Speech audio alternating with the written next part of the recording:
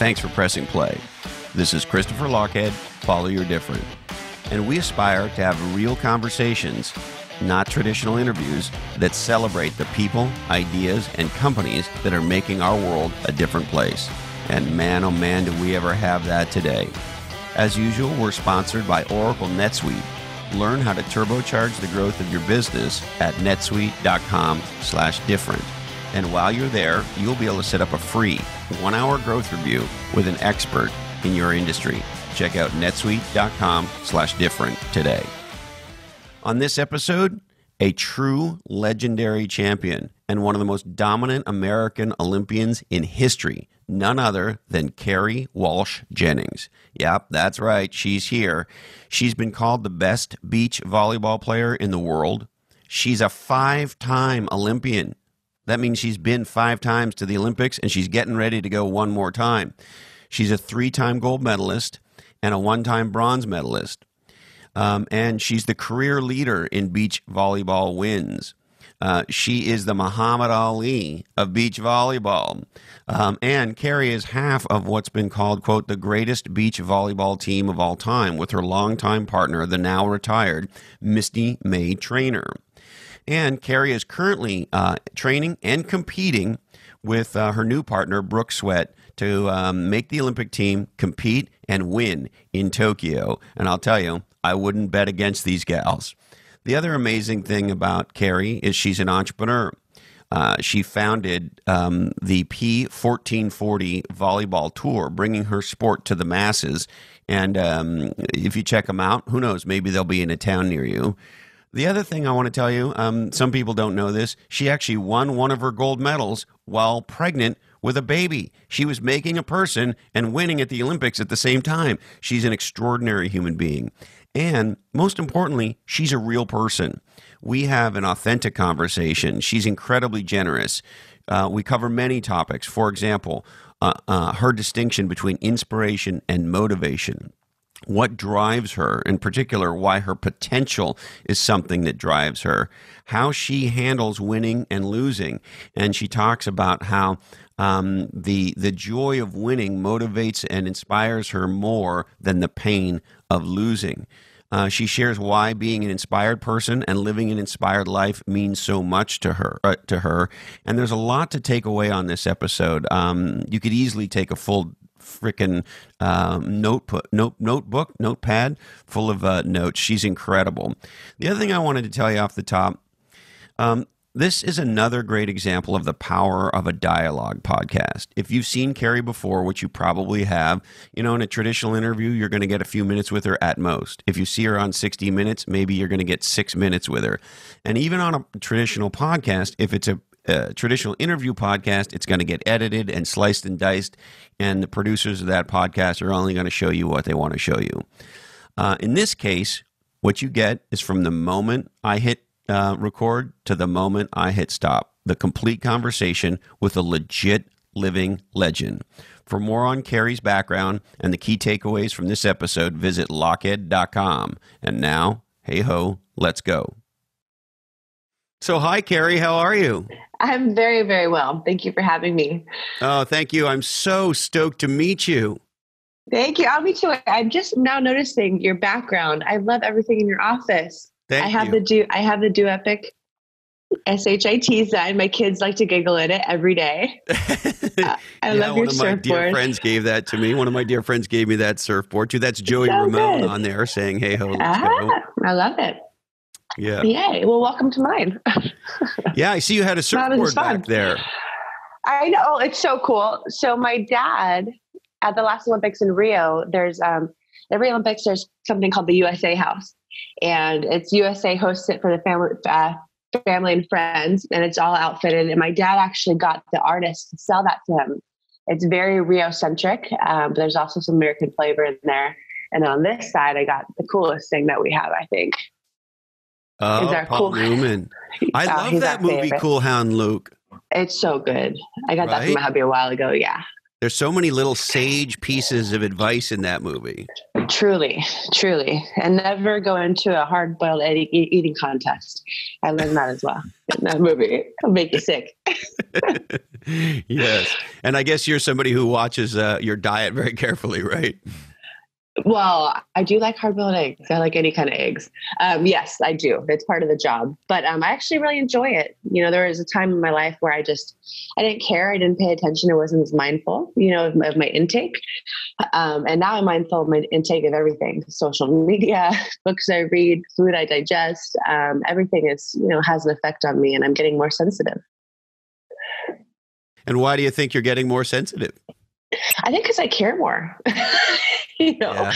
Like I think I'm paying more attention. And I think that when you're sensitive to things, it means that there's strength there, and that you're working your way through stuff. And I think I want to be sensitive, and I want to be a finely tuned machine, and so when you take good care of yourself, when something interjects in your system that you don't care for, it's going to get loud fast. So you react fast. And mentally, emotionally, the foods I eat, this is happening to me all around my life, which I think I appreciate. But at the moment, I'm like, oh, let me enjoy this, will you? Now, in preparation for our conversation today, I've been consuming a lot of your stuff, as you might expect. I apologize. No, you're great. Listen, I was a fan a long time ago, and so the opportunity to get to know you better is really something I'm much looking forward to.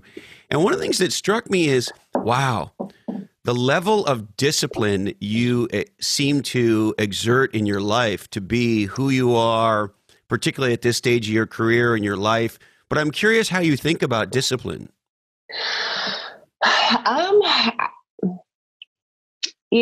Jocko Willink, the amazing, Navy SEAL, gnarly guy, he says discipline equals freedom. And that's one of my favorite quotes, and it resonates so deeply. And so for me, discipline it's just showing up, and doing what it takes on the daily.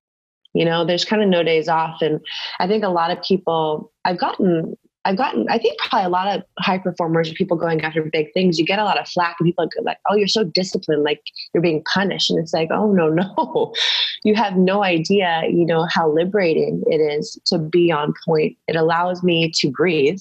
It allows me to accomplish, and it allows me the space to maneuver in. And so I think how we frame things in life is really important. And discipline to me is a beautiful word. It's like competition is a beautiful word, but some people, it drives them crazy. They kind of see you through this filter of kind of an asshole because they think you want to beat them. You're like, no, I'm here to compete. Like, I'm here to have fun. Kind of same thing with discipline. I really enjoy it. It makes me feel good to be consistent, and to do the hard things when things are hard, and to do it until they're done. And so what do you think, particularly now that you're a mom, what do you think about this world that we live in where there's participation trophies and everybody gets a cookie and we don't keep score, given your relationship to competition and particularly your relationship to winning? I mean, I think everyone can have a cookie, everyone can have a trophy, but I think when you win, you celebrate it. And I think when you lose, you know it, and I think it's really important to encourage kids to participate. I think that's very, very important. But I also, on the flip side, do think it's important that we celebrate those doing well, and don't try to cover up the score. The kids know that it's 30-0, and, so I don't know. I mean, I think there's a fine line in there, but if I had to pick one side or the other, I would say trophies only to the winners. But again, this day and age also, I think that kids don't know how to play anymore. It's like I started playing for results in high school, and now kids are playing for results for that college scholarship to get known. Like they're literally being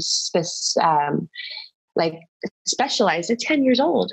Like that makes me so sad for these kids, the pressure they have. So if getting a trophy makes a kid play a couple extra years, I mean, I'm all for that, but that's a different conversation. Yeah. Now, you seem to have an extraordinary relationship with winning, with being the best in the world. I mean, you're one of the greatest Olympic athletes of all time. And so tell me about your relationship with winning. Man, I love it. Like, it's a love affair that has been a little bit cold lately, and it drives me nuts. And I just love winning. It fuels me so much, and I just got back from a trip to Australia. That's why I sound like I've been on a bender. I'm so tired. I'm so sorry. You weren't up last night drinking a bottle of whiskey? I was not. I'm actually quite sober. No, I wasn't. But I apologize anyhow for all of this. No, but you're fantastic. Well, thank you. We got third in Australia, and 10 years ago that would have pissed me off. Because I don't want third. I don't. However, we had to win to get third, and it's been a while since I won. And they say moving motivates you, and it does, but winning is like amazing, beautiful fuel, and it does become a habit. I can't remember which, basketball coach in the day said winning is a habit, but it's a habit. And when you lose, it gets into your psyche and it drives you crazy. And it's kind of like having a chronic injury, where it's just kind of a weight on your shoulders, and it's something that kind of seeps into like a toxic way in your environment. And winning is not that.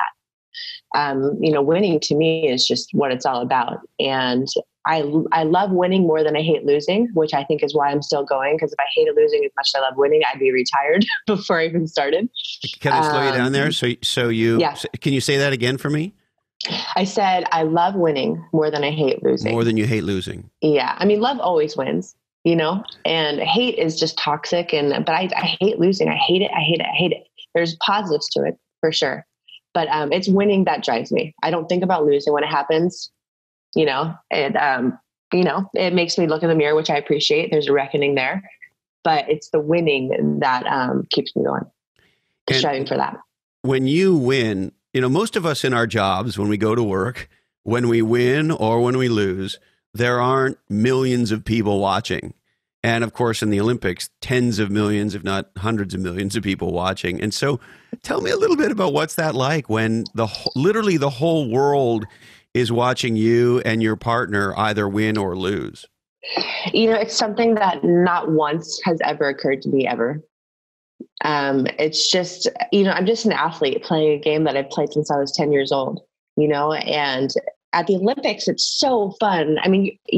It's important when you go to the Olympics, something as big as that, or a national championship, whatever it is, that you kind of create a bubble around you, because you want to feel safe. You want to have a getaway. You don't want to be in the noise, because that constant noise and input into your system takes you off your game, and you want to be focused on what you're focused on and what you're used to being focused on. So the Olympics are a beautiful thing. They absolutely changed my life. But I don't recognize the noise until I'm home.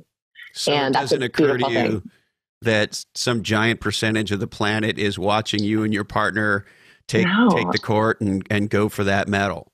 I hope for that. I hope that people are watching. I know beach volleyball has been, if not number one, like top 3 most viewed sports in the Olympics, I think since 2004, which is pretty incredible. We need to keep that up. And I hate to interrupt you, but thanks in a huge part to you and to Misty May. Oh man. Well, you guys made beach volleyball. I don't know how you can put it any other way. Well, there were plenty of pioneers and amazing people before us. Karch Cry, Holly McPeak, Mike Whitmarsh, Mike Dodd. We had so many legends before us, and they got the games going. The first beach volleyball games was in 1996, and USA won. And then, we were in, so 96, 2000, 2004, Misty and I were in the 3rd ever Olympics for beach volleyball, and then we won 3 in a row. So that is going to make you kind of popular, which is so nice. But Dick Ebersol was running NBC Olympics at the time, and he changed our lives. He put us in prime time. He felt to the energy around us and the way people responded to us. And then we won when he gave us the opportunity to shine bright. So yeah, it was pretty cool. Well, and the other interesting thing to me, and I'm not anywhere near as educated as you are, but it appears that you folks are somewhat like the female tennis players now, where the women's game, it has eclipsed in many ways the men's game, and maybe even more so than in tennis. I can't, as a casual fan, I can't name the number 1 male team, but I watched you, particularly in Misty May, in every Olympics you guys competed in. I watched you in the last one as well, of course, but the world has fallen in love with you, and in a way that maybe we haven't with your male counterparts. Oh man. Well, again, before us was Karch Cry. And have you heard of Karch Cry? So No. you have not? No, I'm sorry. Hey, I grew up in Canada. I'm sorry. I just heard it in your voice, actually. I didn't recognize that. Well, if you're an American, you probably heard of Karchin. He's kind of the Michael Jordan of our sport. But no, you're the Michael Jordan of your sport. Well, I'm me. I want to be me. But certainly inspired by Michael. No, women have been leading the charge. I think you're right. Ever since Misty and I kind of took the stage, but Misty retired in 2012.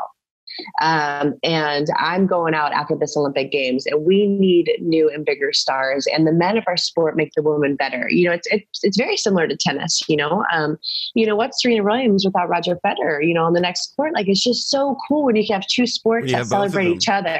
Yeah. Oh my gosh. There's so many amazing individuals. Same thing in our sport. And but I do appreciate in this day and age, I have a daughter, but I also have two sons, and I love just kick-ass women kicking ass, but I love when kick-ass guys are kicking ass, but I think it's just more seen as more rare in the women's field because, you have other sports that it's so easy to compare to men, like WNBA. Those girls are ridiculous. They will kick your ass and have so much fun doing it. But people compare them to the NBA and it's not fair. Same thing with women's softball. It's just, I don't know. It's just for some reason, beach volleyball and volleyball in general is something that you can celebrate and appreciate outside of the men's game, not compare. And I think that helps us. It's interesting you say that because I'm a huge fight fan, in particular MMA fan. Mm. And it has been so exciting over the last handful of years to see that today you have pay-per-views in the UFC that are headlined by women fighters. Yeah. And I wonder, because fighting has always had different weight classes for men and for women. So maybe that's why it's accepted as such. But I mean, listen, I'll watch some of the top women fight and be as excited about that as I will any men's fight. And 100%. Yeah. They're incredibly inspiring. I mean, it's so fun. It's so cool. Did you say Rose? Yeah. Oh, what a warrior she is, isn't she? Oh, my gosh, I kind of want to be like her. Yeah, she's incredible. And Holly Holmes and Rhonda. I mean, yeah, it's exciting. I think that sport is very easy to see the warrior in these people, in these humans. And I think that's what the appeal is. You have these women who are clearly finely tuned machines going at it. And there's no need to compare to guys because you just see them in all their glory. It's beautiful. I so appreciate what Dana White and UFC have done. We started a company last year called P1440, and we're trying to revolutionize the sport of beach volleyball and make it prominent, not just in the Olympics, but every single year. And we study UFC and Dana and the moves they're making and the content they're putting out. And, the way they celebrate the athletes and tell their stories is so beautiful. And then you have the game day platform where they're just, fight day platform where they're just kicking ass. It's rad. We want that in our sport. We need that in our sport. There's too many great stories out there, too many compelling partnerships, to have, left in the dark for 3.5 years. So this is a big area I'm curious to talk to you about. You conquer the world of sports. You become one of the most dominant Olympic athletes of all time, female or male. You're still at it. And I want to talk about the coming Olympics and kind of where you're at. But I'm also curious. Kerri Walsh Jennings is an entrepreneur now. Woo!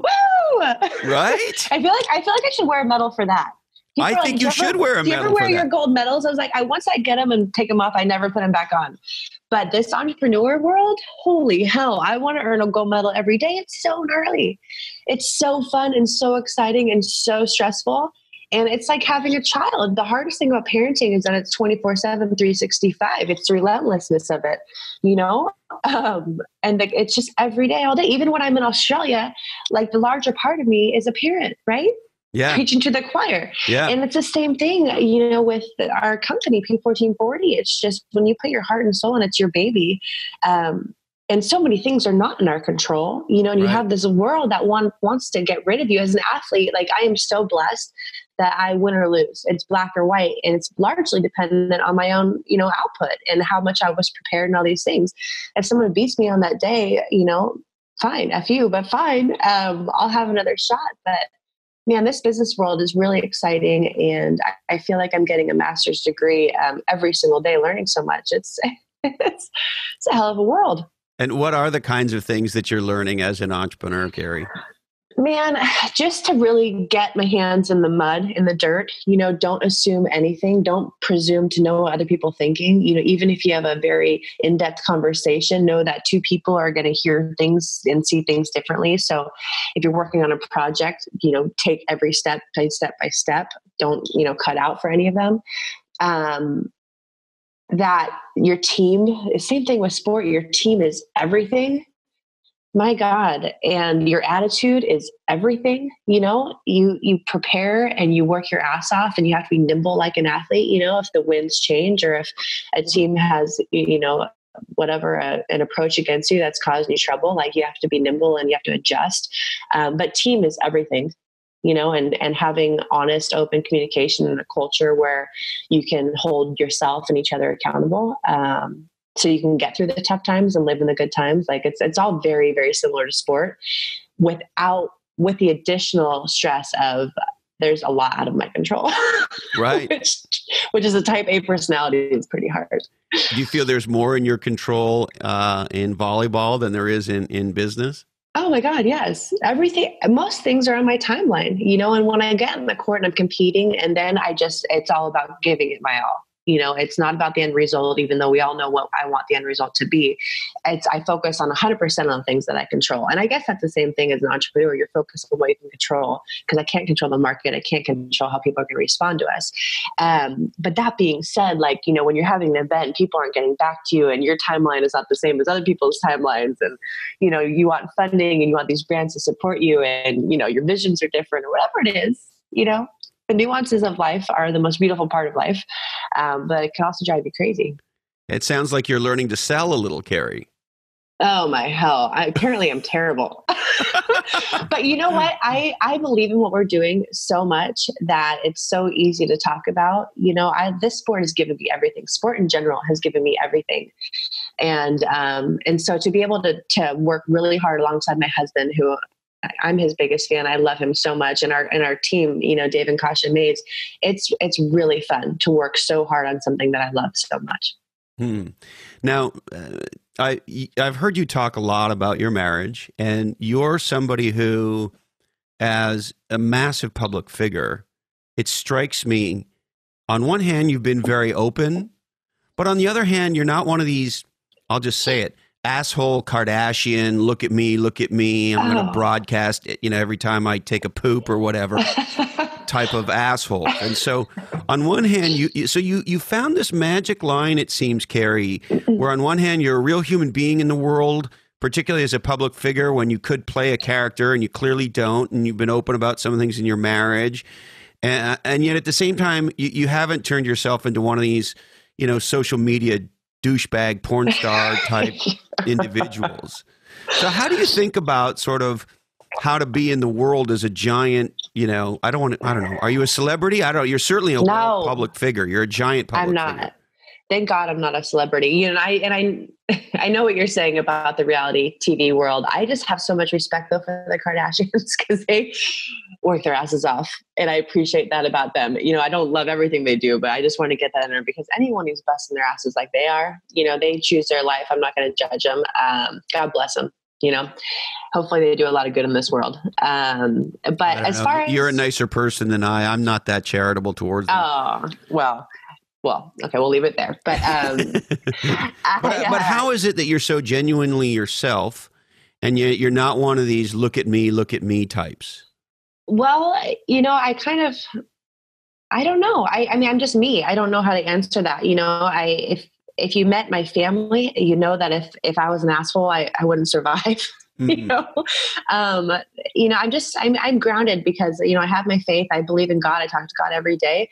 I have my family, who is very present in me, and I hold myself accountable, and I know the type of person I want to be. I want my winning to, bring my son, my team, and my sport in the spotlight. I'm not after any big spotlight. I want to pay my bills. I want to be the best there's ever been. And whatever comes with that, I'll take it. And then I want to be a light in this world, and you mentioned my marriage, and I'm so proud of my marriage, even the times where I thought we were going to divorce, and because it's real, and we fought for it, and we overcame, and now we have 3 beautiful kids. We've been together for, in April 6th, we'll be together for 18 years, like that's a beautiful thing. And so, Is it weird I don't to know. think that in 2020, you're going to compete against athletes that have basically been around plus or minus as long as your marriage? Oh, well, I mean, it's just crazy. I mean, I'm 40 and no, it's so true. I know, like, there's so many things that if I thought about it in depth, I'd be like, fuck, man, what is happening? But like, I just got back from Australia, like I said, and everyone is a puppy. Like everyone is so young. It's crazy. And for a while, when you're like mid 30s, you don't really think about it. Once you hit 40, you're just kind of, it's a big number, and literally some of these girls are not 20 yet. Yeah. And it's nuts. And so it's just part of it. But, I could do the whole spiel about experience and, there's no substitute for that. And that's all the stuff I believe in. But when it comes down to it, is like, I just want to live a beautiful life no matter where I'm at in my life. And 40 feels really good. Yep. And I don't care who I'm competing against. I never have. When I was young, fighting 30-something-year-olds, I never thought once about how old anyone was. I thought about how good they were, what an opportunity this was, how much I want to beat them. So age is just a fun thing. But my full life, my marriage, my kids, 1440, all of that is fueled my competitive fire. And it allows me to compete more freely in a weird way, because I do have more than just the outcome of the Olympics. Winning bronze in Rio hurt my heart. It hurt my heart, because I lost and I took us out of contention for a gold medal because of my performance. And that crushed me. I literally lived my worst nightmare. But once you live your worst nightmare, like almost losing your marriage, when you go to hell, you come out of it and you come out of it in a better place with wisdom. And I've lived that in my life, whether it's my marriage or losing loved ones. And then in my sports career, losing on the biggest stage by playing a shitty game, so watch out. Now, I'm curious, if you don't mind, let's talk a little bit about that bronze. Yeah. So I spent some time hanging out on your social media of late and so forth. And one of the things I noticed on your Twitter, I don't know if it's on your Instagram as well, but in your sort of the mini bio that you have on your Twitter, you've got that you're a bronze medalist. Okay. And so why do you put the bronze right there with all of your goals? Oh, well, because I'm so proud of it ultimately, and it's an Olympic medal like that. There's nothing shabby or shanty about that. Like that's something I'm so proud of. That expression of, I remember it came out a while ago and there was a big backlash, and I might get it wrong, but something like, you don't win a silver, you lose a gold. And so does that, but you win a bronze. You do win a bronze. There is a difference there. So is bronze better than silver in that kind? Or how do you think about it? I don't know. I've never won a silver. Yeah. But there's something about winning your final match, which is hugely important. As an athlete, there's something about getting your teeth knocked out, coming back the next day and winning. Yeah. That creates a warrior in you. Having to do that is so gnarly. But, and then once you make the gold medal match, it's like you're winning something. So you can play more free. But when you lose, I don't know how that feels. I've won a silver in a world championships, sucks for that day. But then, a week later, like, okay, I won a silver in world champs. That's better than bronze, so it's just, it is what it is, but you're winning something. If you take home a medal in anything, that's pretty special, but now when I do appearances, if I don't bring the bronze, I feel like a fraud. Like it's just part of my story. It's my most recent one, and my gold medals are so old news and I want a new one and I want to win a lot on the way to the new one. So, and it's not, I don't want to disrespect them because they made me who I am. Like my time with Misty was absolutely priceless to me. And my whole life of being a 40-year-old woman, my 11 years with Misty was magical and it was hell. It was hard. As fans watching you to do that. I mean, of course, there were other athletes in other domains that people were in love with, but there were no athletes that I remember during that run that were more beloved than you and Misty. Oh man. Yeah, there was something magic about us. There really was. And it was just special, cause we weren't the tightest of friends, but we loved each other fiercely, and I think it's just cause we're kind of two lone wolves. We're kind of, we're pretty quiet, shy people. I'm a little more loud than Misty, and I think I've trained myself to be, but we're both very introverted. And we just fit each other and we went through life together. And, she lost her mom in our second year together and we went through that together. And that was a beautiful, so sad Barbara May and up in heaven. But it was a beautiful experience for us because we came together and it brought us together while we're traveling the world, and so we were not only athletes figuring out how to play together and how to take on the world, but we were dealing with really heavy life stuff together. When you go through stuff like that with someone, you're connected forever. But no, Misty is a wonderful woman. We just reconnected recently after a while. We haven't, just been talking. She has 3 babies. She's got twin girls. I got my 3 kids and 14, 40 and everything. And so it was really good to reconnect with her because there is magic, and, Yeah. I don't I have a partner right now, Brooks, and my time, I want to just say this, my time with April Ross, we won the bronze, was rad also. April's a machine. She's literally a machine. And that was probably the hardest part for me because she was more task oriented and focused on that and didn't really care about the relationship. Not that she wasn't a good friend or anything, the a good personal partner. relationship between you? Yeah. And I'm just a connector, I can go through hell if I know we're together. And I will go through hell. And April and I had a great partnership, but there was something missing, and it was the relationship component, and she's, good without having that. And I just want a little deeper level of intimacy and a connection, I'm a little bit needier. And so moving forward, How long were you with April? For just over 3 years. Yeah. So after London, I had my baby and then came back. So the day, and I want to get to the babies because I'm fascinated with you. You're just this Wonder Woman, but we'll get to that in a sec. But I'm curious, what's it like the day Misty comes to you and says, Kerri, I think I'm out? Well, it was a long time coming for Misty. Well, tell me about it. Well, so Misty retired. So we had Beijing Olympic Games. We were both going to get pregnant and have babies. That happened for me, and it didn't happen for Misty. And so I got pregnant for 2 years, basically, had our 2 boys. And then Misty was competing still. And then she got hurt on Dancing with the Stars. And she tore her Achilles. And that kind of put her life on hold. She got back to competing. And then she decided to retire before London. And she was done. And I asked her, I was like, Miss, are you really done? Because I'm going to find a partner and I would love to play with you. And she's like, no, I'm done. I'm just done. And so I picked this woman who's an amazing woman, Nicole Branagh. She's a NorCal girl as well, from Orinda. And she's just a champion in so many ways. And so we decided to team up. And then I think, so in 2011, like in end of January, early February, Misty calls and says, Kerri, we got to talk. I was like, oh, hell, what did I do wrong? Didn't expect her to say, I'm coming back. And she's like, I want to come back and I want to play with you if you have me. And so it was such a beautiful thing, because it's hard, to raise your hand and say, hey, I changed my mind. So I respect that so much from her. And then for my situation with Nicole, I love Nicole. Nicole's like a friend. And I had to really think about it and trust that Misty was going to come back and we were going to be able to, carry on and get stronger. And so it was a really very, very hard decision. But ultimately, how do you say no to magic? And I said yes to Miss, and I had to break Nicole's heart. And that for sure impacted our relationship forever. But it was the last 2 years of Misty was magical. Kerri. It's like Van Halen. I don't know their story. Sammy Hagar is one of the greatest frontmen and singers in rock and roll history, but it's not Van Halen without David Lee Roth. Oh, no, you're right. Right. And you guys were like that. I mean, you guys were like David Lee Roth and Eddie Van Halen. I mean, just a magical combination. Yeah, that's so nice.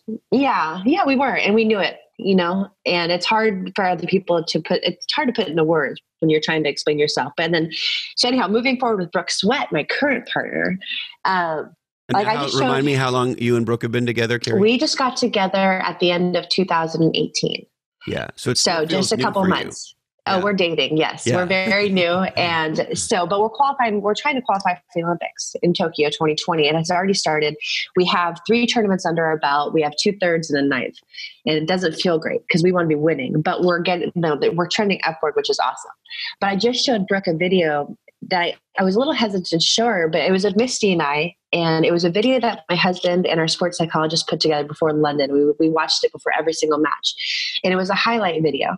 And it wasn't just like amazing plays. It was the why we do this. It was our family and it was our relationship. And it was full of our favorite athletes and amazing quotes. And I showed Brooke and I was like, Brooke, I'm showing you this because I want you to see how deeply connected Misty and I were. And also that we were hunters. There's literally video clips of lions chasing hyenas, like, get the hell off, this is mine. And I want us to be that. We need to be hunters. We need to assert ourselves, and we need to create our own magic.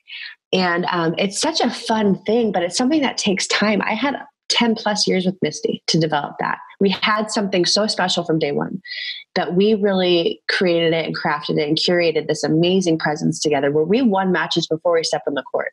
And I want that back. And you get that back by eliminating all doubt. Brooke and I have unwavering faith. We're both very faithful people, believe in God, talk to God every day. But there's a little bit of self-doubt in each of us that we need to diminish and get rid of. And so talking to you, like these opportunities to talk about your passions, it really does help to fortify yourself and gets rid of all the BS, So I'm excited for it. Now, I'm really curious about this. We had, as you and I talked a little bit over text, we had Andre Iguodala on the podcast not long ago. And one of the things he shared with me, Kerri, that sort of blew me away with how raw and honest he was, is that the second and third championships don't feel like the first one. No. And he talked about how challenging it can be, particularly in the regular season, for them to get up for every game. And so as somebody who's accomplished so much in sport, I mean, you're elite amongst the elite. Given that, why does 2020 seem to matter so much to you? Man, I think for a lot of reasons, I committed. And if I'm committing to something, it means I thought about it. And I thought I was capable of doing it and I wanted to. So the fact that I want to do it and I feel capable means that I have better in me. My potential drives me so much. Oh my hell. Like, it's so fun feeling like you're improving in life. And the fact that I feel like I have room to grow in this sport, plenty of room to grow in this sport, is so exciting. It pisses me off because I want to be so much better than I am. But it really drives me every day. And my practices, where my coach's job is to make me uncomfortable every single day, when they kind of keep cracking the egg and keep, poking me and making me uncomfortable, and I grow because of it, it feels so good.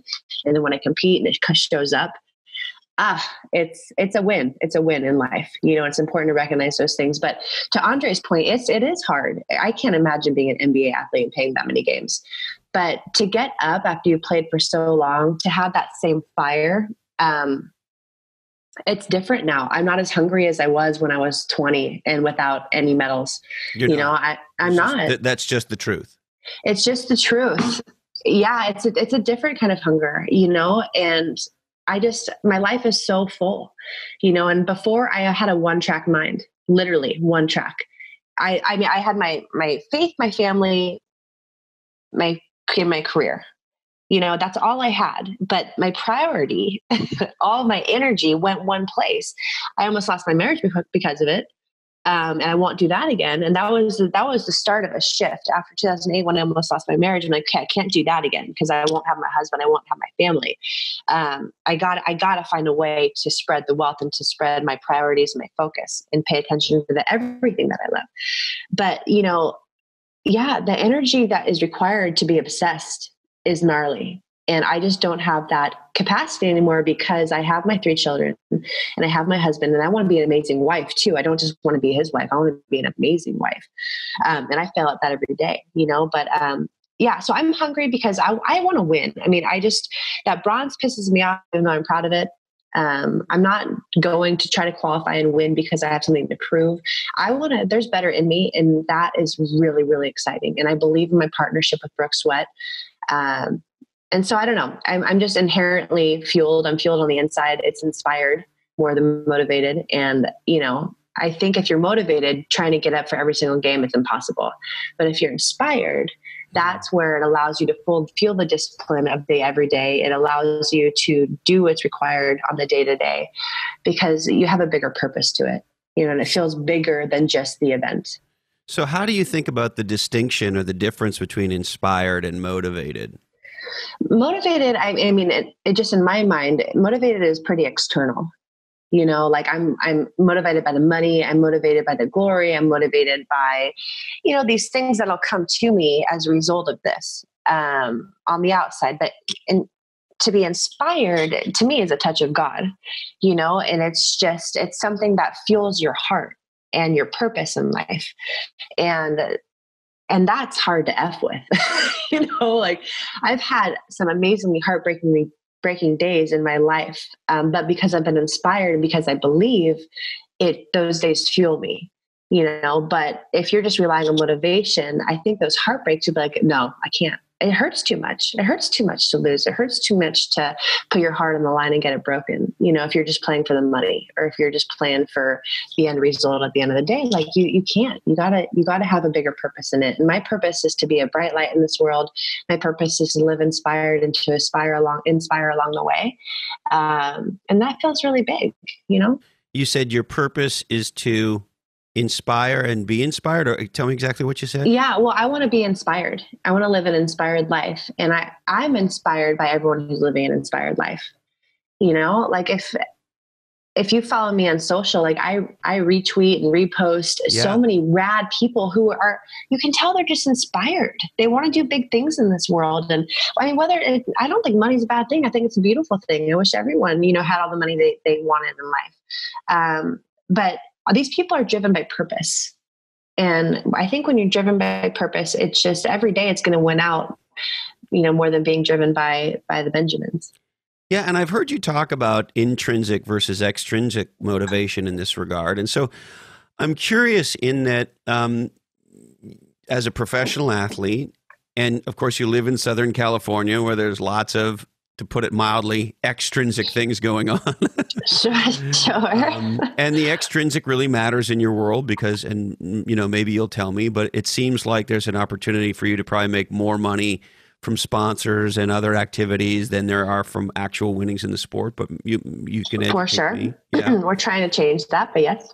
And so I guess my point is, and of course there's all the medals and the championships along the way. And so I guess my question is, on one hand, you're in a world with a lot of extrinsic motivators, many of which, if not all of which, you have accomplished and blown through. But at the same time, you're intrinsically motivated. So how do you think about that in your head? I mean, I'm never going to be like, no, I don't want the money. No, I don't want the gold. No, I want the money. No, I want the gold. I want it all, and then it's just up to me to do good things with them. It's just, those are outcomes. That's the result of passion and purpose to me, is all the external stuff, but I got to pay my bills. Like my brand partners, without them, no way. I don't know how 99% of the volleyball world plays. I don't know, because no one's making any money. It's crazy. Like we love the sport so much that we are willing to get nothing for it. And that has to change. And that's why P1440 was created, to really service the athletes and to get the brands involved, because I don't know where the brands have been the past 30 years in our sport. Our sport is sexy. It's family. It's inspiring and aspirational. It's, inclusive, diverse. It's all these things that the world wants and say they want, but there's no brand support behind it. And we really want to tell the story of the athletes so that, because that's what people get behind. That people get behind the whys, they get behind the hearts and souls of the people. But our sport has not done a good job of telling the stories of the people. And we had, except for Misty and I, because we've been around for so long. So we need to change that. But no, man, I don't know. I think it's important to have both, I guess, is what I'm saying. Like the intrinsic, to be inspired on the inside, to want things because they're going to make you a better human being, or that's part of your life path. You're part of this team, whatever your situation is that you're going for, I feel like it just has to mean something to you. Yeah. There's a book called The Carpenter. Have you read it, by John Gordon? No, I have not. It's such an amazing story about this man who's a carpenter, and people could look at him like, oh, you're just a carpenter. You fix things all day, but he's a craftsman. He's a literal craftsman. He looks at every job, no matter big or small, that this is his work of art and his contribution to the world, and it fills him up. So I don't care if you're the janitor, a handyman, an athlete, a doctor, whatever it is. It's like how you frame it, is so important. Yeah. And I want to be a craftsman when I compete, and then all the other stuff that comes with it is beautiful, and thank you for that. Hopefully it doesn't turn me into an asshole, I have a hard time believing you'll become an asshole. It's fascinating to me because it's, in some ways it's a dichotomy, but maybe what you're teaching me is that it's not. That on one hand, fuck you with the bronze.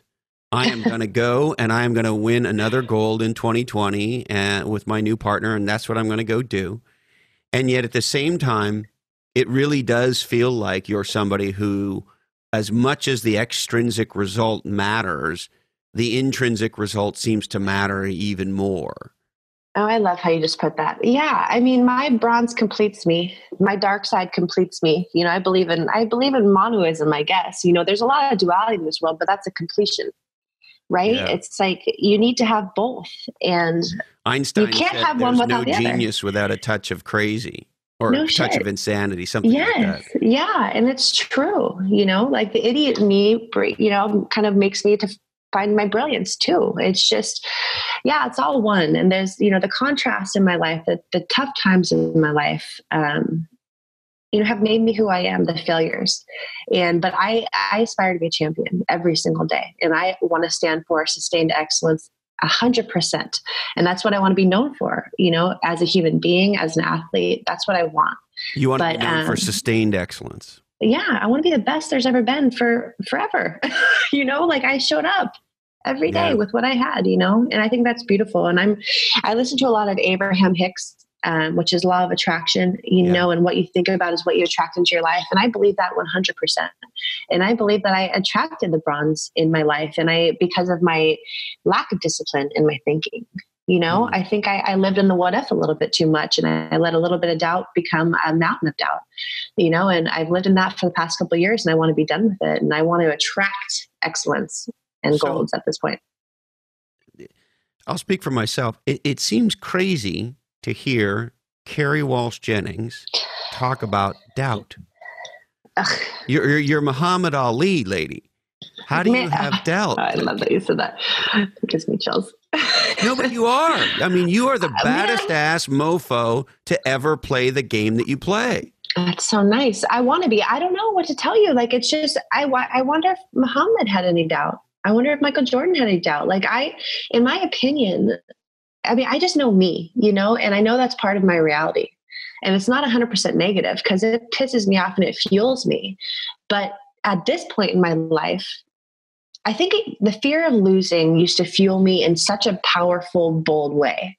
Now the fear of losing limits me. It takes my power away, even if it's this much, you know, because things I could be rolling and then I shank a ball and then I'm like, fuck, you know, there's a crack.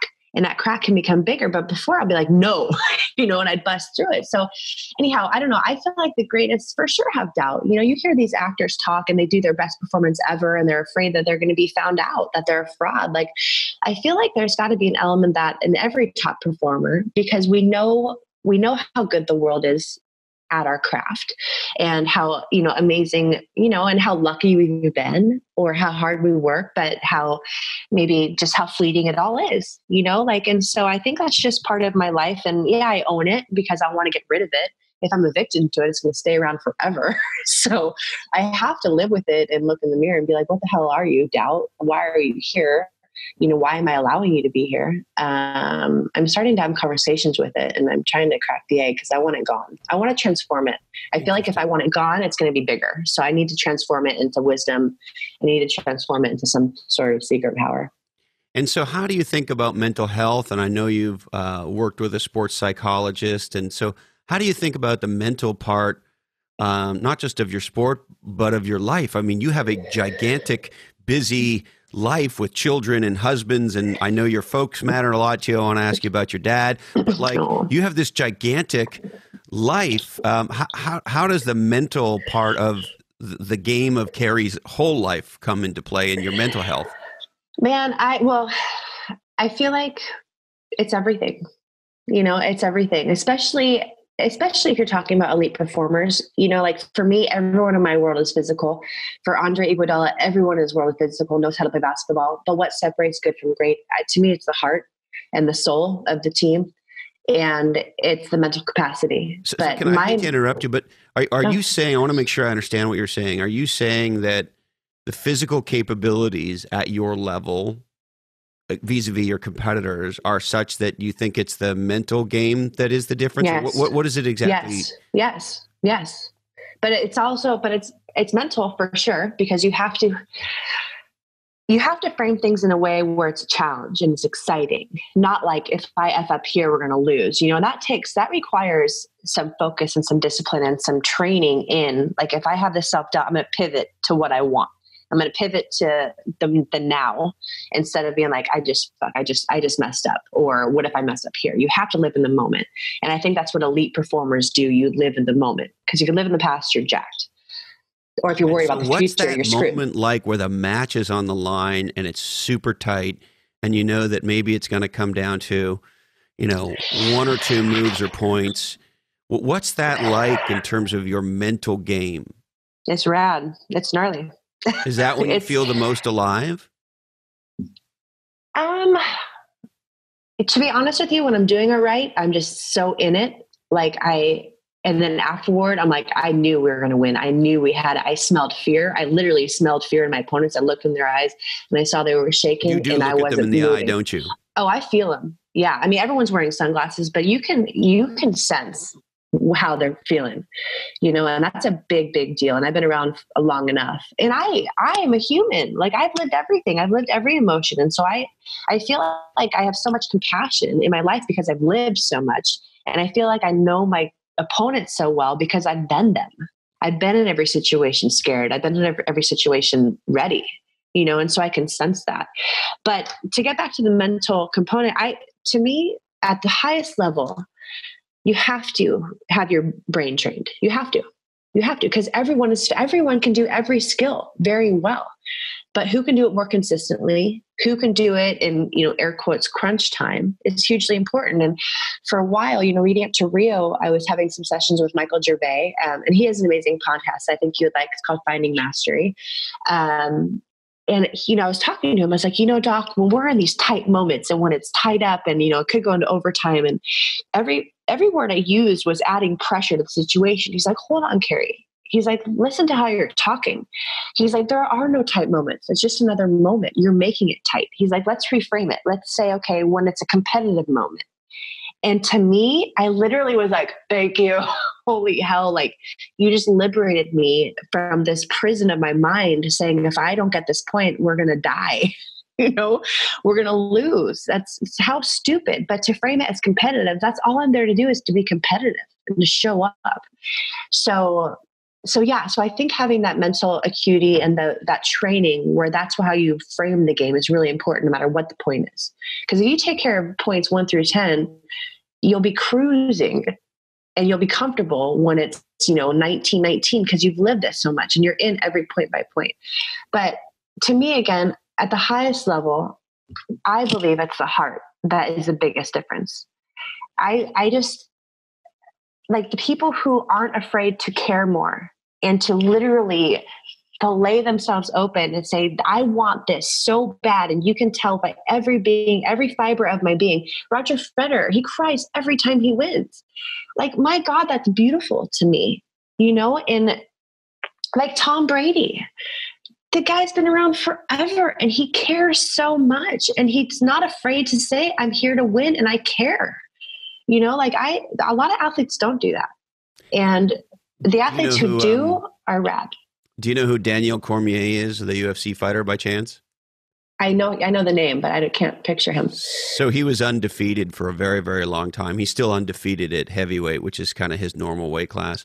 Okay. But when he lost, I believe it was for the first time he was fighting at light heavyweight, he, in the middle of the octagon, kind of fell down and cried. Oh. And he was widely criticized in the MMA world for doing that. And I was kind of with you. I'm like, well, yeah, of course. He had it all on the line and he lost it in one of the highest stakes thing, of course. Yeah.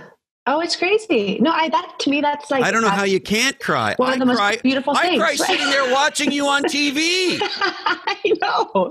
I just cried. Have you seen this movie that won the Academy Award? I sorry for forgetting his name. The guy who's the climber. Oh, Free Solo, Alex Honnold. He's incredible. Do you know him by chance? I just met him 2 weeks ago, and he's What awesome. was that like? He's him. I thought he'd be a little bit more, I don't know, because he just seems like He's incredible. He was so personable. And I think I thought he'd be a little bit less so, but he's like a big kid who's just a badass who loves what he does. He's a geek for what he does. And I love geeks for what they do. Have you seen the movie yet?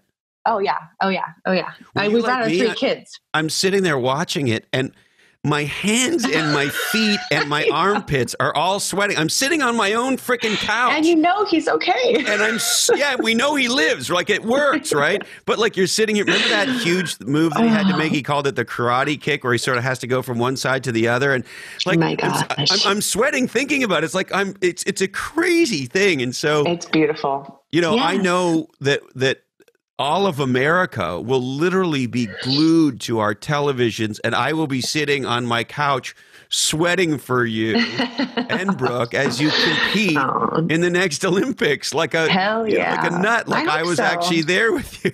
Yeah, well, it's amazing when you get people to carry along with you. And I feel like that's been one of my kind of secret powers, is that I do, like, to go back to like our millions are watching you. What does that feel like?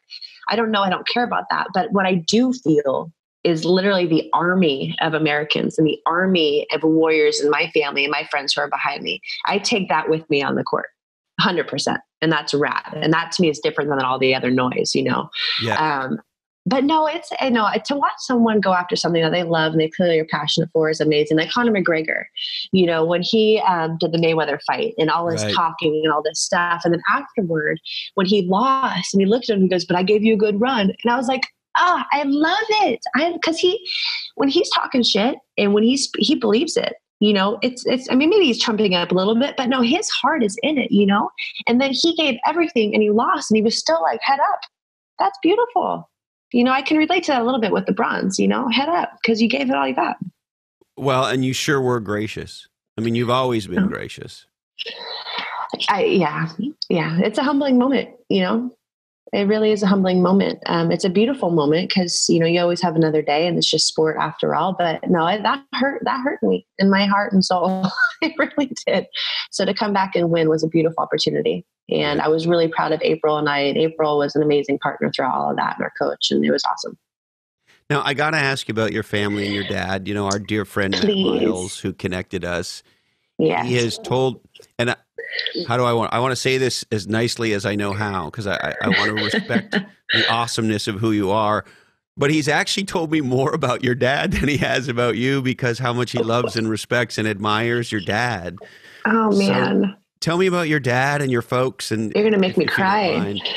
Man, my dad's he's just been my hero. I hope you meet my parents one day, Chris, because my parents are they're it. They're who I want to be. And they've lived such a life together. And speaking of my father, he's like my most favorite. I'm a sports fanatic. I love the greats. I've studied Muhammad Ali, Bruce Lee, Tom Brady, Andre, like Steph, all these amazing athletes I love. And I cherish them because they teach me a lot.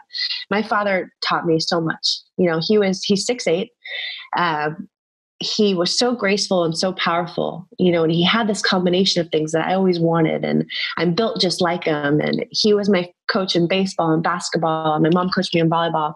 But I don't know. My dad's just a cool ass guy. He's a ball player. He's a pitcher, a 6'8" pitcher. He had a handlebar mustache. He played in the AAA for the A's organization, played semi-pro basketball. And then he had his kids and his family and he committed to that, him and my mom have been together since they were 15 and 17. Wow. They've been through hell many times together. They lost, I lost a little brother, they've been through loss of child, of parents, of money. They've been through it all. And they are incredible, and I tend to think that the woman sets the tone in the family, because I don't know. I feel like we can see the big picture and we can carry a lot of weight in our shoulders, not to say men don't, but I just think it's different. It's a woman's role, I think, to navigate the family, and the guy's role maybe to knock down the doors and to make it possible to survive. But it's a beautiful mix. And my parents have a beautiful mix of how they've gone through this life, going through so much devastation and so many triumphs. And their faith and their love for each other have paved the way. But my dad was the first one. If I had an excuse in a game or in life, be like, "Hey, no one wants to hear it. Stop. You're not allowed to make excuses. Enough." And it's gotten me out of so many tickets, from cops because I didn't make an excuse. They're like, "Who are you?" you're not going to try. I'm like, no. Isn't that a funny thing? I learned this a long time ago, because cops pull you over and often the first thing they say is, do you know why I'm pulling you over? Yeah. And I learned to just tell them the truth. Yeah, I think I was probably doing 90 in a 65. I drive a 662 horsepower Mustang not because I like to go slow, right? Fun. Yeah, Right. a Shelby Cobra. It's amazing. Oh, goodness. But the cops will often let you off when you just are honest with them, right? Yes. And that's kind of a metaphor for life, Although, do they recognize you when they pull you over? Yes. Usually it's at too late and then they give me the ticket. It doesn't get me out of everything, but no, yeah. And it's how my dad lives his life. It's like, show up, don't complain, get it done, no excuses. And then my mother on the flip side is like, do everything with a smile, play to win, play to, kick their ass. But it's a good day, go look at the sun, go do this. So it's a pretty rad combination. Nice blend of both of them.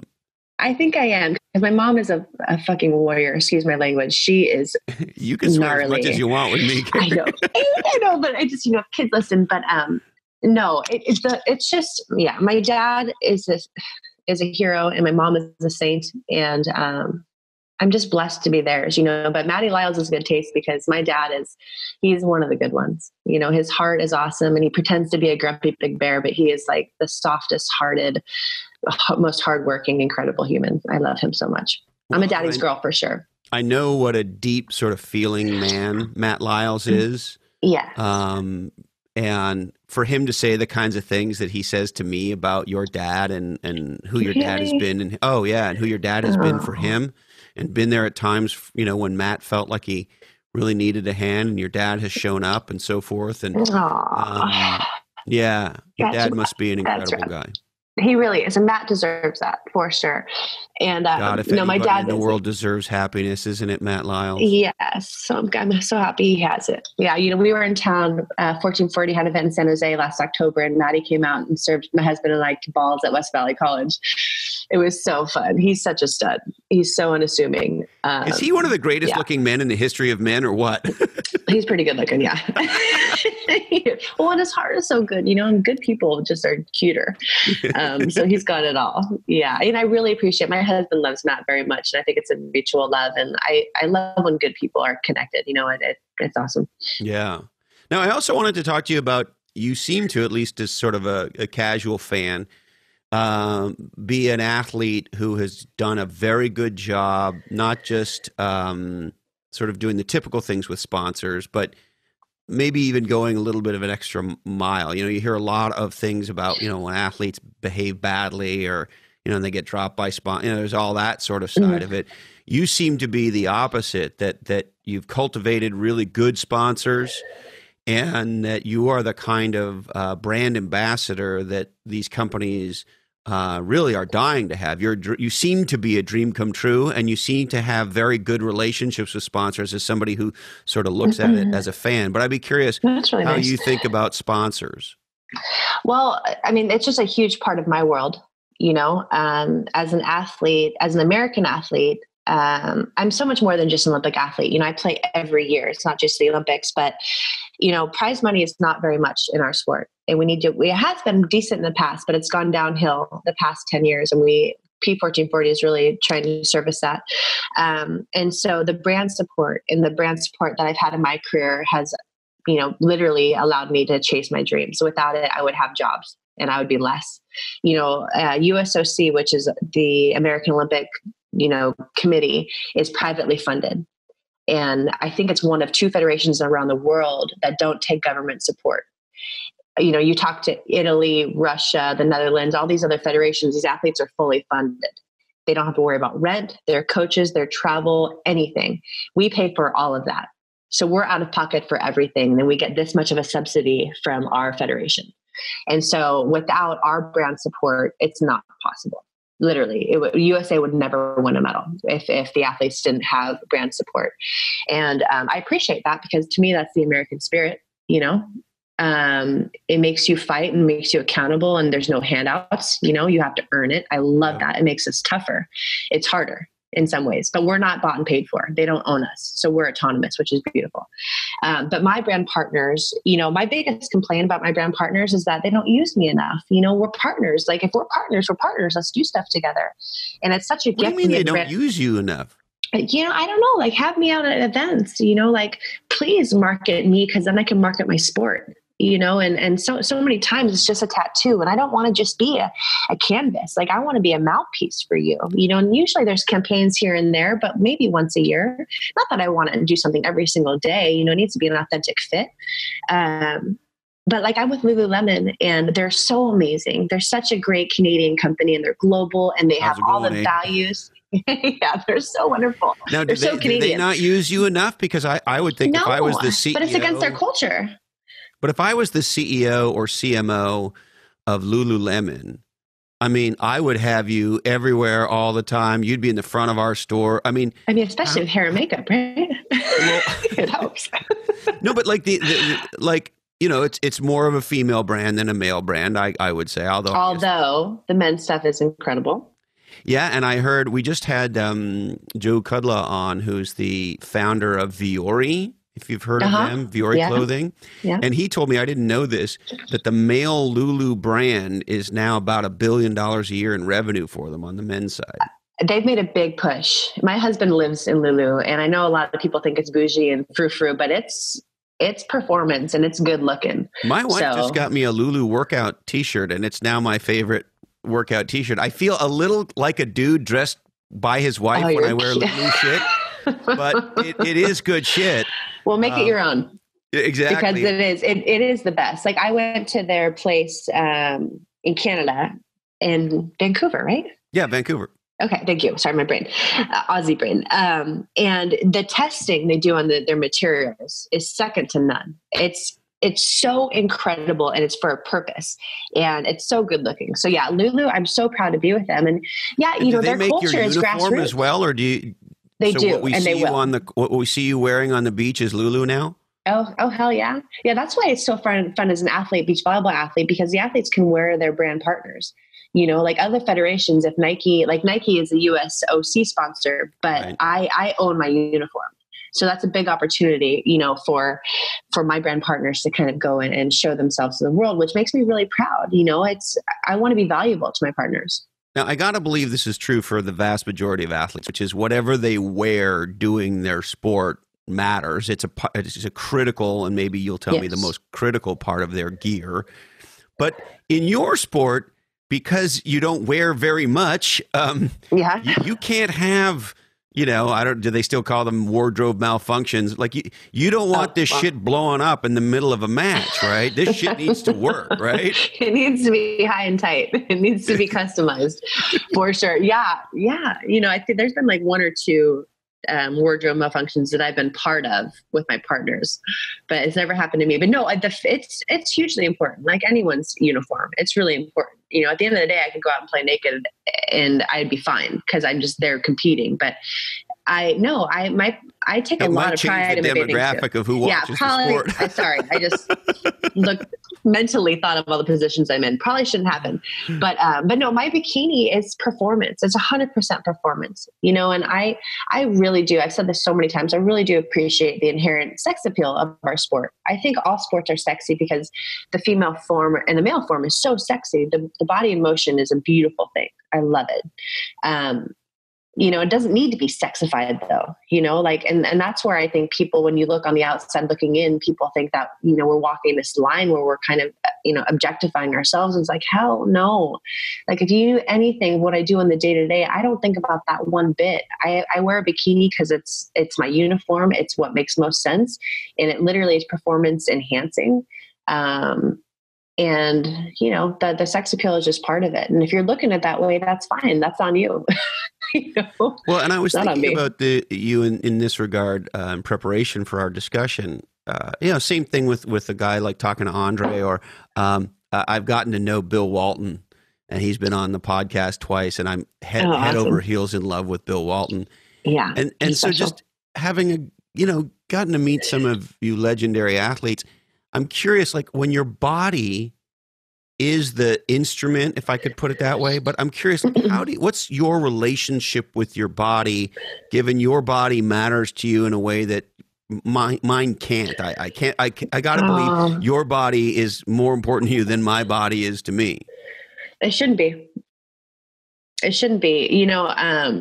Whether you just use your brain all day long, you're behind a desk, if you're just, like our bodies are part of the whole, and for sure I use my body way more than you do in my line of work. Like I have to pay attention to my muscle mass and what I'm feeding it, and perhaps more than you, but I would love for this world to embrace our bodies as part of the greatness of the complete whole of us, because if my body's weak, my mind is going to be weaker. My system's going to be weaker.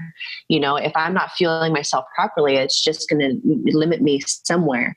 So, I think we all need to prioritize the entire system, not in bits and pieces. Humans are special because of the wholeness of us and all of our capacities, body, mind, and spirit. And so to me, to be a badass in life, you need to pay attention to body, mind, and spirit, not just mind, if you're an academic, not just spirit, if you're a guru, and not just body, if you're an athlete. If I'm literally just focused on my body, I'm going to be an idiot out there. I'm not going to be prepared for the strategy that's coming at me.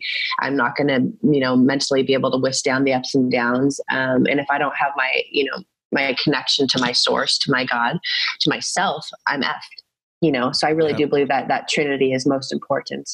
But I love the fact that my body is my weapon out there.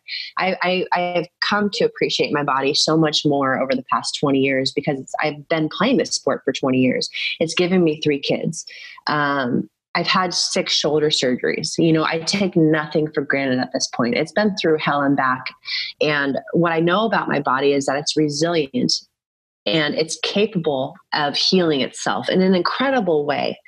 If my mind is right, my heart is right, and I'm fueling it right. Like surgeries should not be the go-to.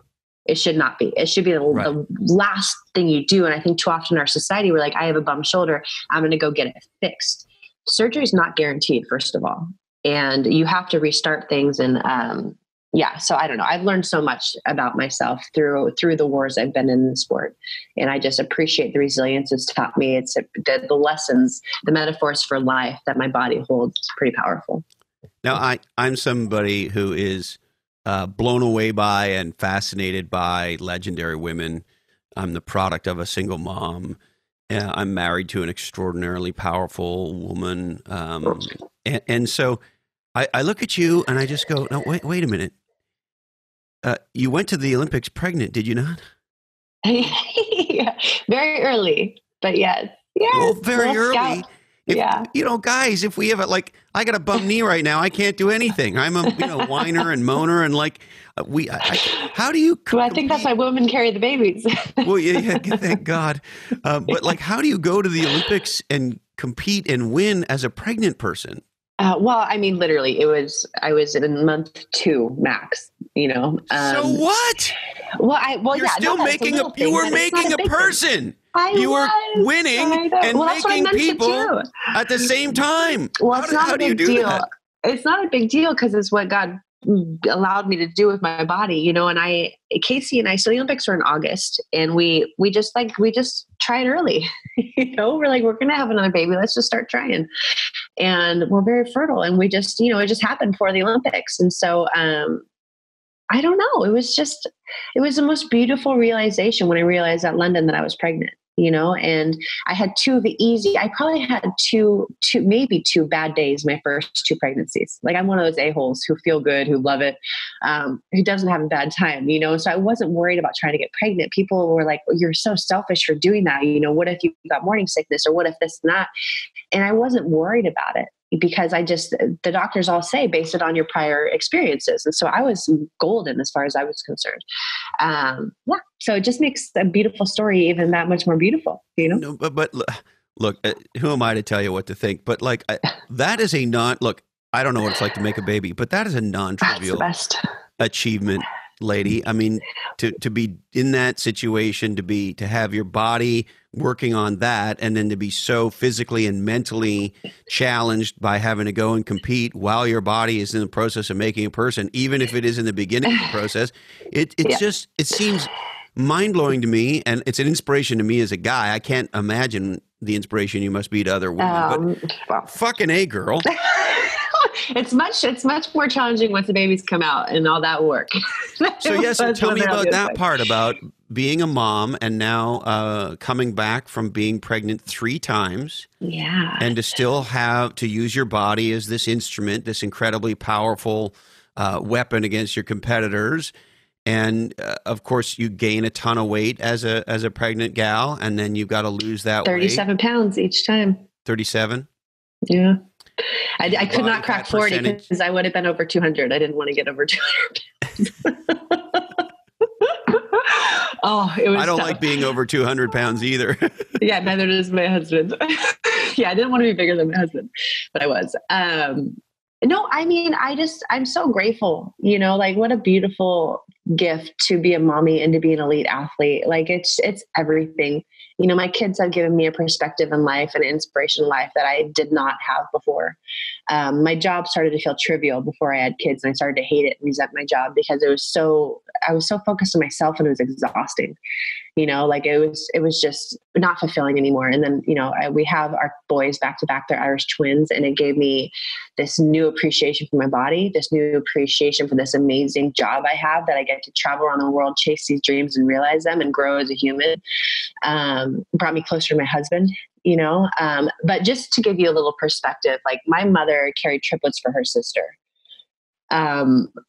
What? Explain that. Yeah. My mom was a surrogate. My mom, who at the time had already had 5 kids, I think she was turning 37, maybe. She offered to be surrogate for her sister, Michelle, who couldn't have babies. My mom's one of 8 kids. My family is all about family, and the more babies, the better. And one of the 8 kids couldn't have kids, and she tried everything. And so my mom's like, I want to do this for you. And she ended up having triplets for her sister. And so me being however many weeks pregnant I was in London is nothing. Like it's what I'm here to do. It's how God made me. Like, that's amazing. So I have my mom who literally, she's had 8 kids. She's an incredible human being. She will kick your ass and help you up at the same time. I have amazing role models in my life. So what I've done is nothing. What's it like for her now to have carried those kids? And how old are the triplets? I think they're 25 now. Jackie, wow. Ronnie, and Tony, 2 girls and a boy. At the time, people were like, "Oh my gosh, Margie, are you going to be so sad?" She's like, "Hell no." She's like, "I got my kids." She has such good perspective. She carried them to term. Like, they were each 5 pounds. Like, she did a good job. That's called being a hell of an auntie of the decade award right there. Oh man, my mom, she's part angel, I tell you, and warrior. So my dad picked her good. No, but anyhow, just being a female is a gift. Like there's so many things. As an athlete, as a male athlete, you are judged upon your winning only. And as a woman, that's not good enough, and so I feel like the wholeness of me, thank God I'm more than just an athlete, because it allows me to give more to the world and to maybe perhaps to inspire more in other people. It really hits my heart when people love that I'm a working mommy, that I was pregnant in the London Games and that I came back after that and came back for more. And then I'm 40 and I'm still going, like there's so many beautiful stories within the world of sports. And I'm proud that the kind of the global picture of me provides inspiration for people. That's really very humbling, and it makes me want to be better in every capacity. Well, and I think that is such a huge part of why you are inspirational. I look at you as a fan, and you just come across as what I would describe as a 360-degree person, right? I mean, you're clearly committed to your family. You're clearly committed to your husband. You're clearly committed to your kids, and you're the baddest ass motherfucker in the history of your sport. I still want to be Chris. You are. What do you mean you want to be? But I want to win now. I want to win now. The world is better than it's ever been. So to win a gold medal in Tokyo, you'll have to be the best the world's ever seen. And I want that. And I want that along the way with Brooke. And we're going to get there. So, yeah. No, I know. Like my family makes me fierce. they make me gnarly because I have to leave them. I was just in Australia for 10 days away from my husband and my kids. It's not heartbreaking because it's a choice, but it hurts my heart every day. Sure. And my kids are like, Joey's 9, about to be 10. Sundance is 8, about to be 9. Scout is about to be 6. And they know now. I thought it was hard when they were babies, but now they're older. They're like, Mom, you're choosing this over me. And I'm like, oh shit, how do I talk about this? But they're on my team and they feel like they're on my team. And my husband is incredible because it takes a man to do, just to support all of this. It takes a man to do half a woman's job. Well, we're all in this together, and no, my husband is such a good daddy and, he's such a good man and he wants me to win. Like before Rio, he's like, babe, just so you know, my job is to get you that gold medal and to do whatever it takes. And that I started bawling, like that means so much to me. And I gave him my Rio bronze, but I so want to upgrade it to gold, because he deserves that. None of this works without him. That's a very, very powerful thing to say. Particularly, and I'm curious about your training. It appears to me that you train, 5-6 days a week, 5 to 8 hours a day. But tell me what a week of training in your life is like. So I am on the beach Monday through Friday for about 2 to 2.5 hours. And that's dedicated time to the team. So I'm with my partner, Brooke, and we either have 2 or 3 coaches with us and another team, or just our coaches and us. And we're working on, tactical training. We're working on technique. We're working on, team flow and movement, individual work, and then teamwork. And it's really fun.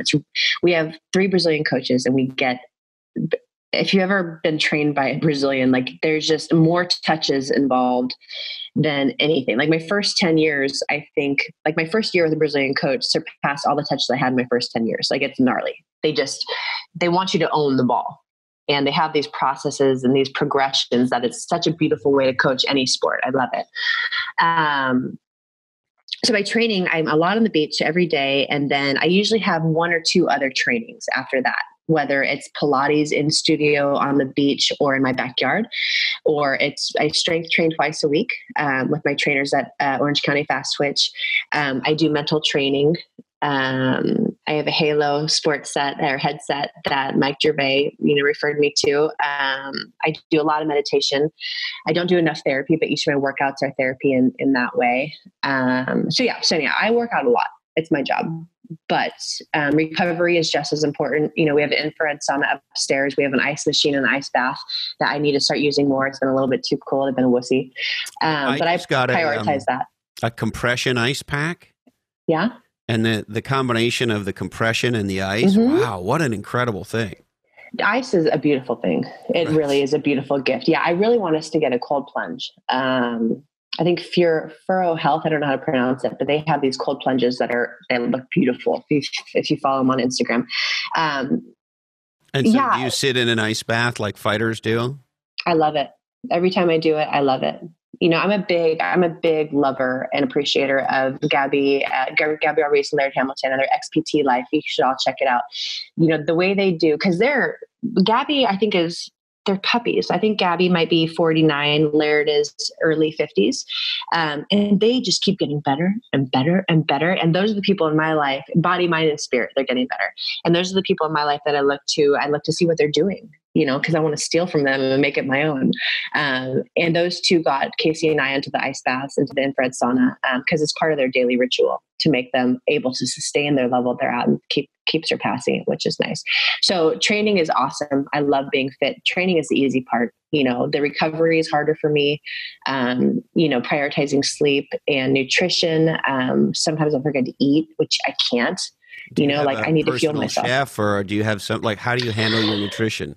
I stop by Lazy Acres and and Whole Foods, and I live at those places. And it might, I have shakes a lot, but we do for a while, for about a year, we had someone cook us dinner 5 nights a week. And Nikki, and she's awesome. And it saved us money. It saved us time, and it allowed us to eat and introduce our kids to newer, different foods than I can cook. It sounds so bougie, but it was a beautiful thing and really smart. I think we're going to start doing that again. But otherwise, we just try to eat clean. We certainly are not perfect, but we're mindful of it for sure. And how do you think about, particularly in a world now where athletes are so highly tested? And are you in the USADA Olympic pool, I would imagine? Yes. Yeah. I mean, so they could show up right now and say, pee in this cup or whatever. Yeah. And if I don't have to go, they'd hang out for a couple hours. Right. And so you hear about athletes who, they'll take some, I don't know, creatine that had a little trace of something in it, and they'll get. So how do you, in a world where it's easy to get in trouble, even if you don't intend to be taking something that you're not supposed to take, how do you deal with that part of it? I'm actually probably a little too casual than I should be. I lean on my chiropractor, my trainer, Tommy Knox, and he is very well versed in the world of standard process supplements, which is my favorite company, and they are as clean as it gets. And if Tommy recommends something, I know he knows that I'm clean. So I will take whatever he gives me. I haven't been tested positive yet. But no, it's just, it's kind of unfortunate because there's so many amazing supplements out there, but if the facility is tainted with something that you shouldn't have, literally you could have trace in your body and you're going to get in trouble. So you have to be mindful, but I feel like once you found your trusted source, which I have long time ago, you stick with it, and then you're just open, and you write down on the list, you just tell people what's going on, and you stay away from drugs first and foremost, then you don't have to worry. But our sport is very clean, and I'm proud of that. And I'm proud to be, in the testing pool, because I think we need to hold people accountable. I know there's other countries that their athletes are forced to take these things. I have no doubt that the Russian athletes had no idea what they're taking, like largely, I just believe that. But again, I think that's the gift of being an American, where we have self-accountability. And if you test positive, it's your fault. You can't blame anyone else. A lot of other federations can't do that. Do you have an extra little bit of joy in your heart when you sort of have a feeling that you've beaten some gals that might have been on stuff when you've been clean? We've had suspicions about other teams, but anything that's going to distract you from your goal, and that would distract me. I don't think about that. I'm Pollyanna by choice. I really do want to see the best in everybody. And if someone beats me, I'm never going to be like, oh, they're on roids, or it's not possible what they're doing. There's no way, other sports for sure. I think that's more of it. But in our sport, I think it's a non-factor. Yeah. Now, Kerri, I could talk to you forever, clearly, but I want to be respectful of your time, and I know you have to get back to being a world champion. Is there anything else that you want to touch on before we wrap?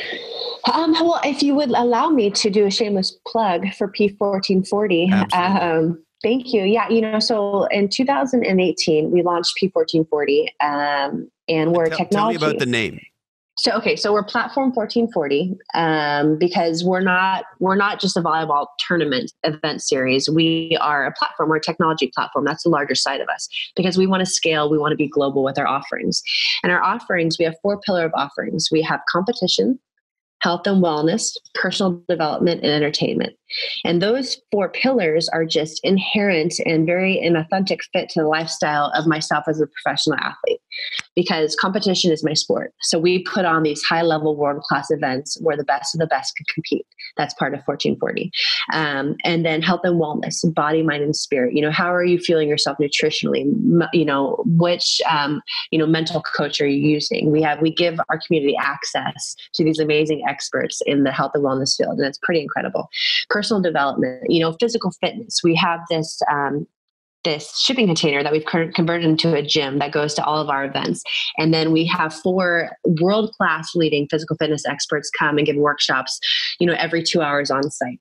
So again, access is huge for P1440. And then entertainment, we have live music, we have the sport, we have live podcast sessions. So if you would ever do us the honor of hosting a live podcast on site with us, we can get you a studio audience. Are you kidding? And an amazing, you say the word, lady, and I'm there. I would anywhere in the world. I'll go anywhere to do that with you. Absolutely. Okay, well, be careful what you say, Chris. No, listen, if you invite me to come do one of these things with you, I am all over it. Okay, we'll get you the guest of your dreams. I would love to do that. Well, you're the guest of my dreams, but we'll have a rerun.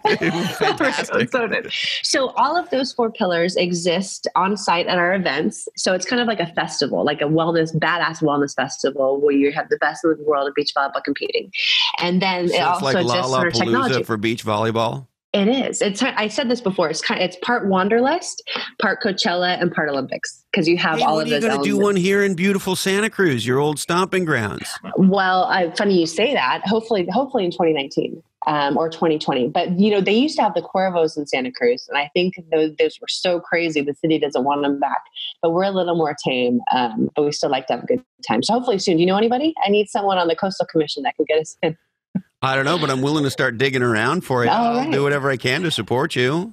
Well, thank you. Well, I'm gonna hit you up then because I would love to go. I mean, I did junior lifeguards on that beach every day. I cried every day because I'd go in that damn water afraid of great white sharks. That was like part of my early upbringing memories. I loved it there. Anyhow, so we have our 4 pillars at our events. So they're very immersive. We want people to engage because books don't teach, words don't teach, experience does. So we want to give access to our sport, access to our experts, to our community on site. And then again, we want to scale. So all of this lives at p1440.com and on our free app, P1440 in the App Store. So you can live the P1440 lifestyle 365, 24/7. So right now, last year, we were kind of an events company because we had to make a big splash and our priority was on the events and getting our brand built that way. But moving forward, 2019 onward, we're going to make a big push for creating content, curating content, licensing content for our app and our technology platform, so we can service you guys to the best of our ability. And we're going to have events, so we'll have our tournament schedule coming out in the next couple of months. And who's your target audience? Who's the as we say today, who's the avatar? The avatar, who's the demo? That's a hard question because we are for everybody. But I think we're probably most prominent 18 to 54, that kind of range. Volleyball is the number 1 sport for girls and women 8 to 18. Because there's so much opportunity in our sport. Even more so than soccer, Kerri. Yes. There's so much opportunity. Soccer, I think largely girls are leaving the sport very early because it's crazy. And in volleyball, you have 12 scholarships on the indoor side. And now there's up to 6 scholarships on the beach side for NCAA collegiate sports, divisions 1, 2, and 3. That's crazy. And then you have the AVP you can play on after college. You can go play in Europe. You can play on P1440. You can play in the Olympics. So I think, where there's opportunity, there's more athletes competing. And for some reason, volleyball, it's such a fun sport. You can have a life and play volleyball, even though it's so high level. Basketball, I loved, and I played at Archbishop Midi in San Jose. But I feel like you can't have a life. And I love basketball. I do not want to hurt it at all because I love it. But I found it harder to juggle life with basketball than with volleyball for some reason. And so I probably don't. Yeah, I'll just cut it there because I love basketball and it made me so much better for volleyball. How tall are you? Remind me, Kerri. I'm 6'2.25". And do you have a sense for what the average WNBA player would be height-wise? Oh, hell. No. I would assume I'd be maybe average. Okay, but there'd be plenty. I think they're pretty tall. Than that. Oh, for sure. Yeah, how tall are you compared to your tall competitors in beach volleyball? I'm on the tall side. We have a couple. There's a girl who's 6'5", 6'4", and I'm just like, oh hell. And on the indoor side, these girls are getting tall fast. Spike the ball the way you can. Not as consistently. I grew a little bit late in life, and that served me very well because I had to focus on the fundamentals. When you're tall early, you get away with sloppy play because you're physical, you're taller, you have this reach. But when you are smaller, and that's why I always want to play like I'm a small one, you are feistier, you have better footwork, you have better touch in the ball. And so I feel like growing late really served me well, and I can still improve on those things that I aim to. But so for the tall kids out there, master the fundamentals. They like to put tall, good kids in a corner and say, you can only do this and be the best at it, but you can only do this. And they let the small kids go over here and do a bulk of the work, but then they don't get to do the fun stuff. And I don't believe in that at all. I think everyone, if you want to be the best, do everything. How old were you when you had the growth spurt that made you 6'2"? So I think I was like 5'9", maybe sophomore year. And then I grew to 6 feet by my junior year. I grew a little bit in college. Yeah. So I was just kind of a late bloomer. I'm still blooming. But I was never short. I want to get that clear. I was never short. Yeah. But I wasn't. You always lean? Yeah. I mean, yeah, if you see my father, I am my mother through and through. People thought I had an eating disorder because I was so skinny. Like I was exceptionally skinny. Now, not so much, but I packed on some weight. I'm working real hard in the weight room. Yeah, you're looking real fat to me, Kerri. Not fat, just different, the 40-year-old is different, but I'm grateful for my body. So, well, I'm so excited what you're doing. And look, I'm somebody who's not a volleyball player, but I have played. And the fun thing about volleyball, as opposed to, soccer or basketball or whatever, is, 2 people or 4 people on the beach can play each other for shits and giggles. Hell yeah. It's kind of like, not that I'm going to do tons of this, but lately our family's done a little bit of bowling around here. We have. Oh, how fun. Oh, it's so fun. I love bowling. I suck, but it's fun to suck. And you have a couple of beers and a pizza and everybody yells and cheers each other on and silly competitions happen and you throw the ball between your legs. And totally. So, the fun thing, particularly living where I live, is you could just play volleyball anytime. And it's one of those sports where you don't have to be that good to have a ton of fun. 100%. Yeah, I totally agree with you. And I hope to play until I'm, going to heaven when I'm 90.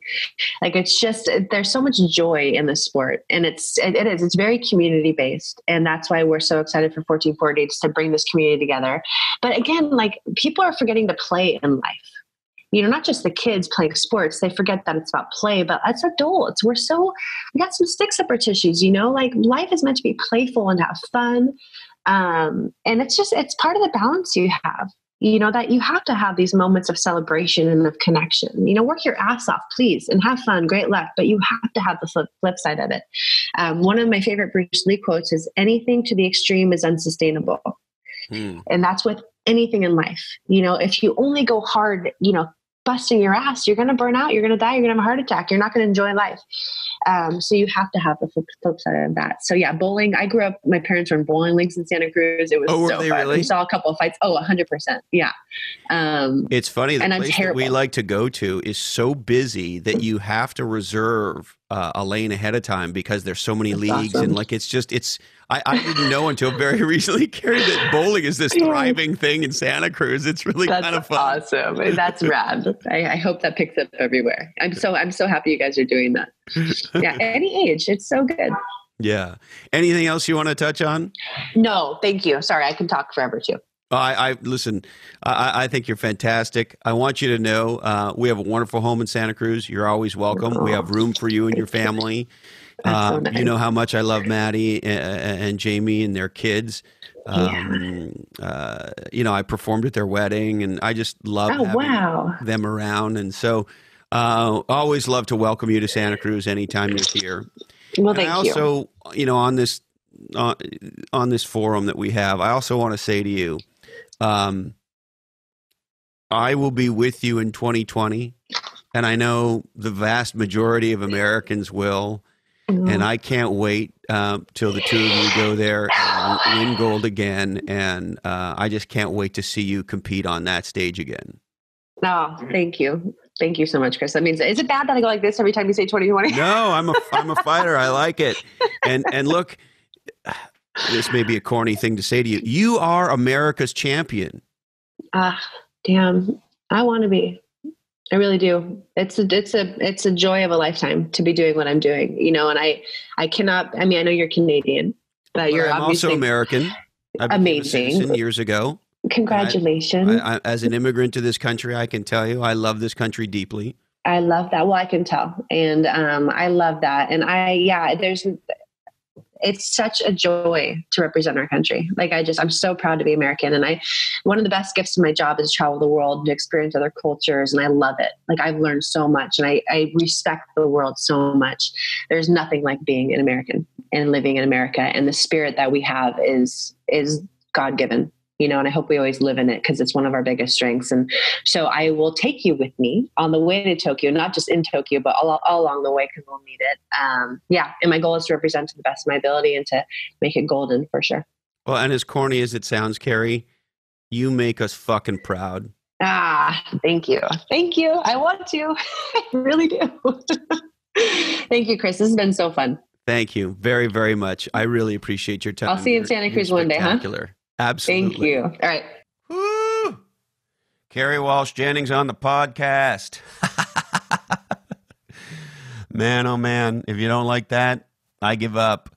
Incredible. A true American treasure and a ferocious, lion-hearted champion. Now in business, if you don't know your numbers, you don't know your business. And today, more than ever, you want to stay on top of the seminal numbers, the critical numbers that drive your growth. And that's where my friends at NetSuite come in. Imagine having every critical number you need to manage and grow your business anytime, anywhere, on your smartphone, on your tablet, on your PC, on your laptop, on whatever. NetSuite makes that happen. They deliver awesome dashboards that allow you to stay on top of where you are with orders, sales, accounts receivable, accounts payable, all your critical finance and accounting functions, inventory, and even HR. Yeah, even HR. Thousands of the best known brands and fastest growing companies on the planet use NetSuite because NetSuite is the category king in cloud ERP, a complete business management system for running your operation on the cloud. And now it's available to you and it's surprisingly cost effective. And as a listener to this podcast, NetSuite is offering you a free 1-hour growth review with an expert in your industry. So go to netsuite.com/different today. All right, if you want to send us email, you can email us at blackhole@lochhead.com. And if you want to check out my weak social media, my nephew says I'm weak, you can follow me at Lochhead and at Lochhead on Instagram and on Twitter. All right. We would like to thank the Beach Volleyball Tour that delivers a lot more. There's an app. There's a whole lot to learn. Check out P1440 at P1440.com. Niche Down, How to Become Legendary by Being Different, the #1 bestseller by Heather Clancy and myself. Check it out. The amazing folks at onelifefullylived.org. This is the nonprofit helping you dream, plan, and live your best life. Growwire.com. This is what entrepreneurs are reading. Check it out. It's an awesome new website. If you want to scale yourself, check out Bottleneck Virtual Assistants. Maybe it's time you got some help and leverage the power of virtual assistants. Check out bottleneck.online. And coming out very soon, the brand new book from my friend and return guest, multi-time guest on this podcast, Hal Elrod. Hal's got a new book out called The Miracle Equation. Check it out. Maybe even do a little pre-order right there. And the Front Row Foundation. This is an extraordinary group of folks who work with people who have life-threatening conditions to give them an experience that they will never forget. And having been associated with them for a while, I'll tell you, it's an extraordinary thing to make a dream come true for somebody whose life is being threatened. Anyway, check out my dear friends at thefrontrowfoundation.org and make a contribution if you can. All right. This oddcast is the sole property of the Lochhead Oddcast Network, and we'd love you just a little bit extra if you shared this episode with Kerri with the world. God knows the world needs lots of Kerri Walsh. All rights do remain perturbed. We must warn you that this oddcast is clearly produced in a studio that does contain nuts. Remember to teach kids beach volleyball. Never forget that a massive disadvantage can be converted into an unfair competitive advantage. Hey, pre-I owners, I love you, but you got to get out of the passing lane. Get out of the left-hand lane. Listen to Tom Waits. Remember, George Carlin was right, and if you haven't changed your mind lately, how do you know you have one? Thank you, Dandy Candy. I love you, Mom and Dad. And hey, Colin. This oddcast really ties the room together, doesn't it? Today, our deepest apologies go to Marcus Rust, Chief Executive of Roseacre Farms. Sorry, Marky, we just ran out of time for you. Hey, I want you to know I really appreciate you investing part of your life with me. Thank you so much. And until we're together again, follow your different.